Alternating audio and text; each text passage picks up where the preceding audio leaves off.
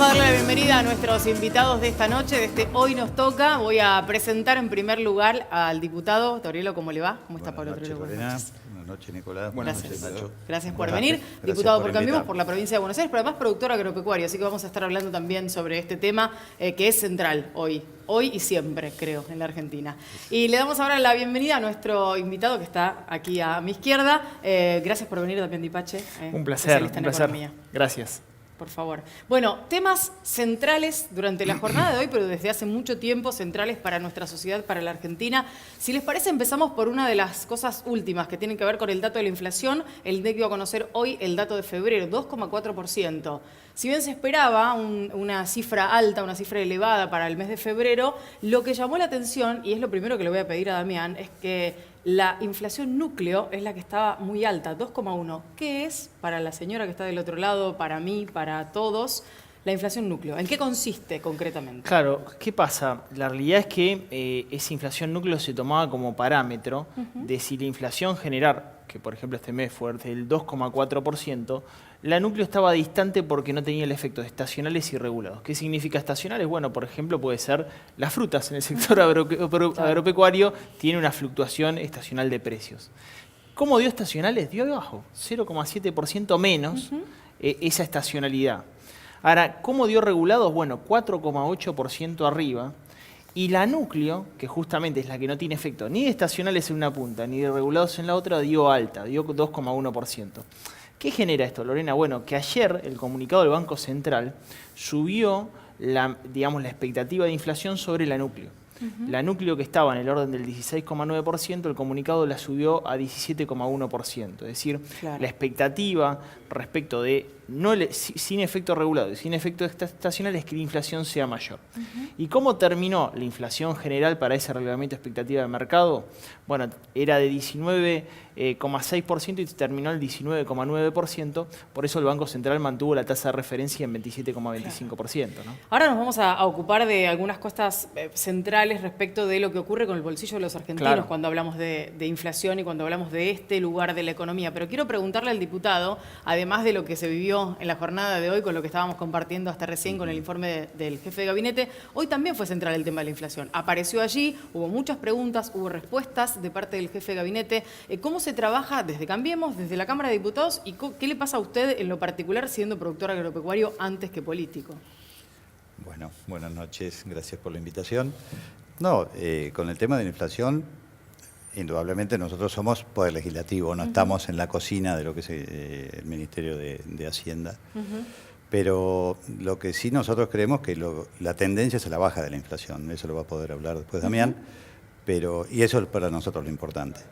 Nosotros estamos en una especie de cosa nueva, que es el gradualismo, donde todo el mundo sufre un poco y donde estamos tratando de hacer comprender a todo el mundo de que este es el único camino, porque era mucho más fácil para nosotros, desde lo económico, hacer lo que se hizo en el 2002, la evaluación feroz del 300%, vamos a una pobreza del 50-57%, y después de ahí empieza la recuperación.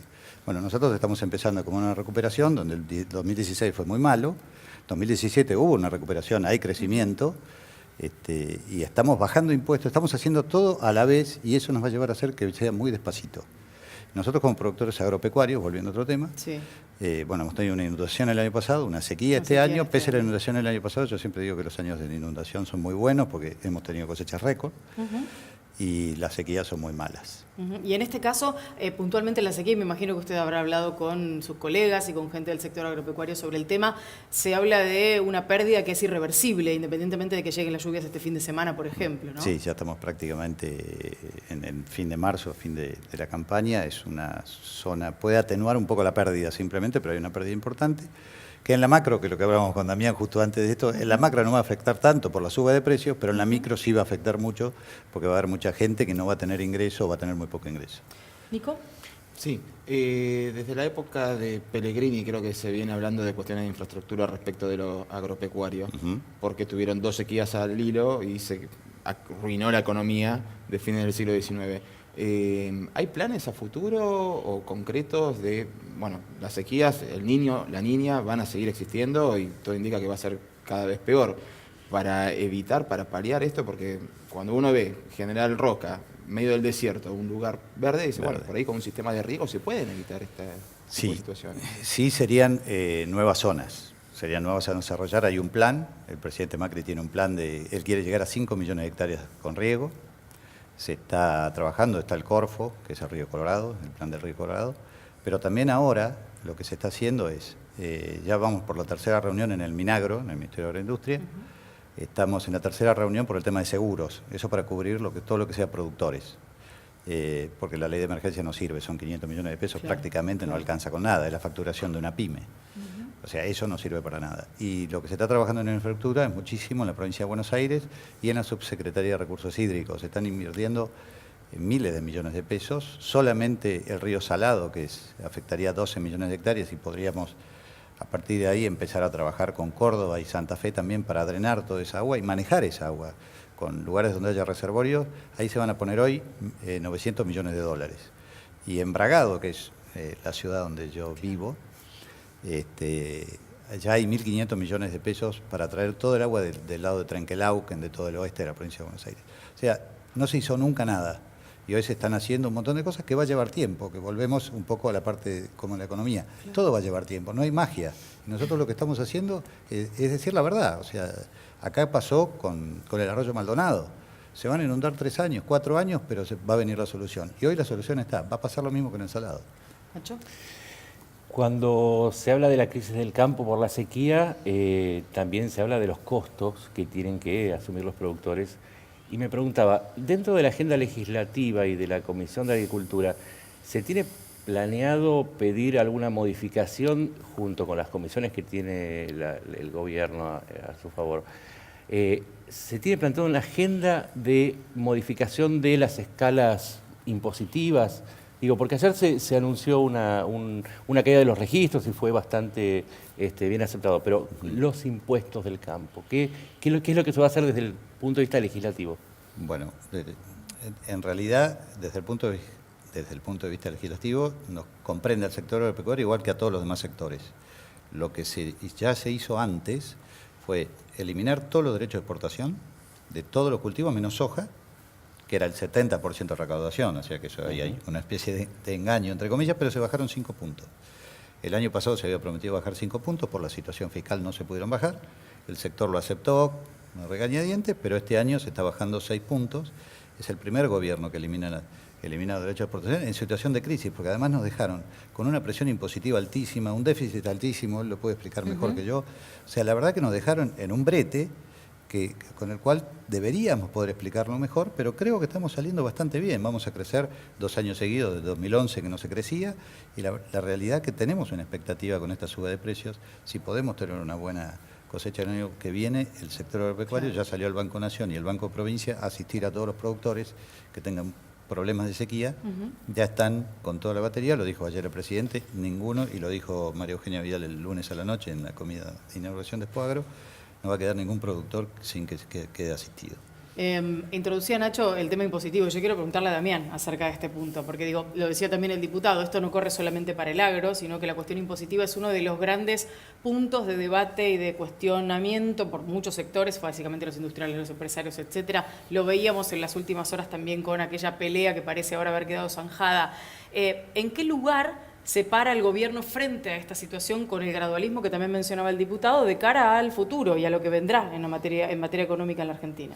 A ver, en principio me meto en el debate de la presión tributaria y sobre todo sobre economías regionales, porque la realidad que hay sí es una buena noticia que se dio en el día de ayer, en el cual el mínimo no imponible para el costo laboral impositivo, la realidad es que al 2022 iba a ser 12.000 pesos, pero arrancaba de 2.600. Bueno, para economías regionales se determinó adelantar esa medida y a partir de este año, ya a partir del mes próximo, aquel que esté trabajando en el área de economías regionales, el 12.000 pesos va a ser el mínimo no imponible. Es una buena medida porque de alguna manera adelanta, ya 4 años, algo que le está llegando al campo, sobre todo al pequeño productor en el interior del país. Claro. Desde el punto de vista de la presión tributaria respecto al PBI, ahí hay 2 distinciones que hacer.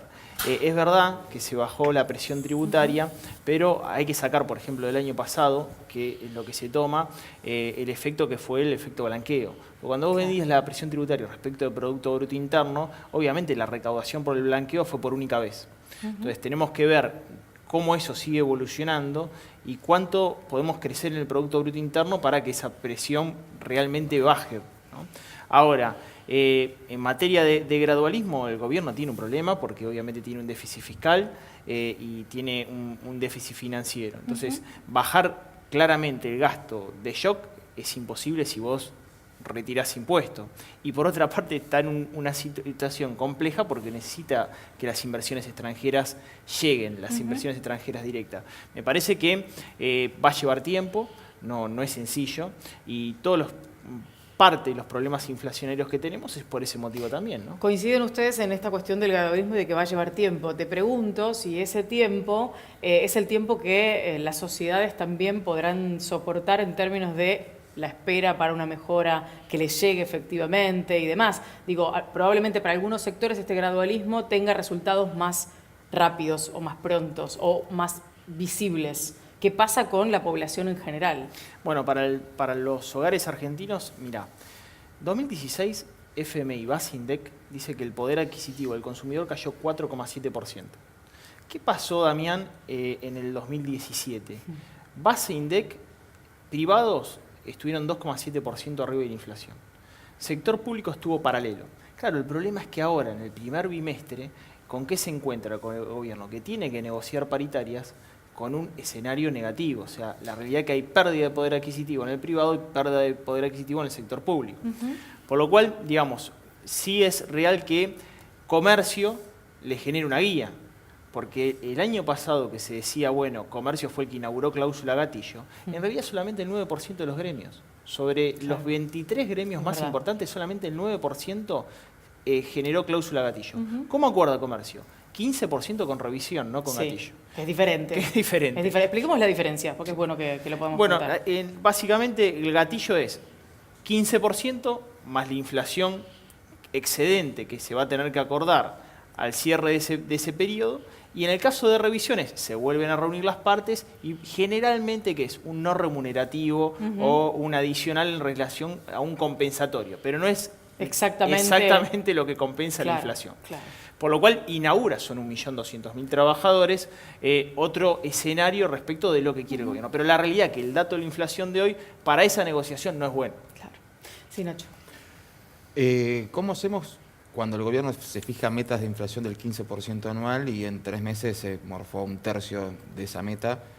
Todavía no cerraron todas las paritarias y el presidente vuelve a apostar al segundo semestre, y los que no entendemos de economía vemos esos números y decimos, ¿se llega igual? Porque la inflación, está bien, explicaste recién lo de la estacionalidad, pero es un tercio de la proyectada en 3 meses. Sí, es verdad, y la realidad que lo que hoy te pasa es que en esa proyección regulados está teniendo mucha influencia. Fíjate que en esta medición está teniendo casi un 4,8% de incidencia a los regulados. Y claramente tuviste suba de tarifa eléctrica, transporte público, servicios pegó fuerte, ya sean comunicaciones prepaga. Me parece a mí que claramente el gobierno espera el segundo semestre, de donde no hay tanta expectativa de aumento respecto de regulado. Ahora, tendría que hacer un ajuste muy fuerte como para lograr esa meta. Y hay una cuestión que no es de la economía respecto de solamente la situación de la política monetaria, que es psicológica social. Los agentes económicos responden a expectativas. Y si todos decimos que la inflación va a ser el 20, ¿saben cuánto va a ser la inflación? El 20. El 20. ¿Por qué? Por eso el gobierno es muy importante la batalla que da desde el punto de vista del salarial, porque agrega al circuito económico una masa de dinero que obviamente va a inflación. ¿Por qué? Porque el salario es un costo para el empresario.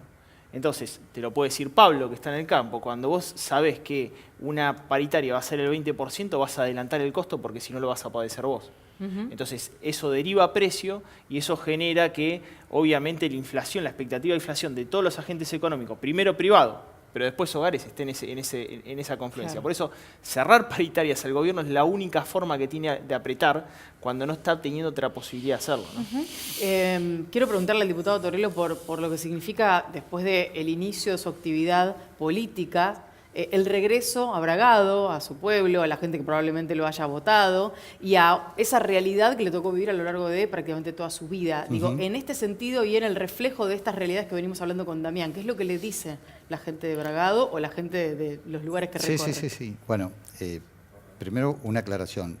Las paritarias son libres, las que tienen techo o que se están hablando de eso son las del Estado. Claro. Las paritarias son libres, o sea, hay sectores que pueden dar 25, 30, 40 de acuerdo a su rentabilidad. Sí. Pero era una aclaración simplemente. Es verdad que igualmente hay, digamos, No, pero las esto, ¿sabes qué? negociaciones se están No, dando no, en ese sentido. pero es ¿no? importante. Pero además yo estoy de acuerdo. ¿Por Sí, qué? sí. Porque hay sectores que crecen mucho. Es Claro. más, a ver, estábamos hablando con Pablo. El sector Limitamos. lácteo, por ejemplo, no cierra paritarias de abril del año pasado, pero porque no las puede dar. Porque no las puede dar, claro. O sea, tampoco es un sector que pensé... está muy retrasado hace muchos años. Hablar además. del 15%, del 20%, del 25%, del 8% es una ilusión cuando Claro. el sector no responde. Exacto. Para poder darlo. Totalmente. Claro, simplemente esa aclaración. No, pero está perfecto que la haya Y hecho. bueno, y con respecto a qué pasa, bueno, la gente sabe que yo no venía de la política, así que todavía me tienen confianza. Pero, Todavía, dice. Todavía. ¿Tiene alguna duda porque, del futuro? No. porque el sábado justamente hicimos el primer timbreo del año. Y nosotros vamos y hablamos con la gente y la gente está haciendo un esfuerzo y son conscientes, pero saben que es el camino, porque en el fondo lo que estamos haciendo nosotros como gobierno es lo mismo que hacen ellos en su casa. O sea, cuando la cosa no funciona, ¿qué hacemos? Achicamos gastos, no hacemos cosas raras. Y hay de todo tipo de situaciones. Textil, por ejemplo, puedo dar un ejemplo que lo pueden corroborar. En Bragado. Hay una empresa muy grande con 500 empleados que tienen un modelo de negocio que es buenísimo. Gana 40% de aumentos de 40% de aumento en las ventas, 25% de aumento en la rentabilidad, y tiene un modelo de negocio que es muy bueno, y es textil. Y hoy uno habla textil y dice, uy, Sí, un están sector todos que está muy fundidos. golpeado y que, Bueno, que viene reclamando. Indudablemente la Argentina medidas. era un país absolutamente cerrado, por eso hoy escuchamos, lo escuchamos hoy durante todo el día, todos con el tema económico, la apertura indiscriminada de importaciones, que tampoco es verdad. Lo que pasa es que, claro, si comparamos con lo que éramos como país, éramos creo que el quinto o sexto país más cerrado del mundo.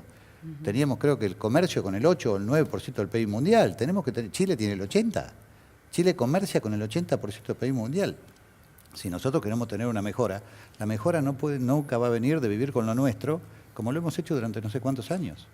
Nosotros tenemos que salir al mundo, tenemos que exportar, tenemos que ganar en competitividad, pero lo tenemos que hacer despacio, porque si no, lo que termina haciendo esto es un ajuste hacia la gente que lo terminan pagando, la gente de menos recursos.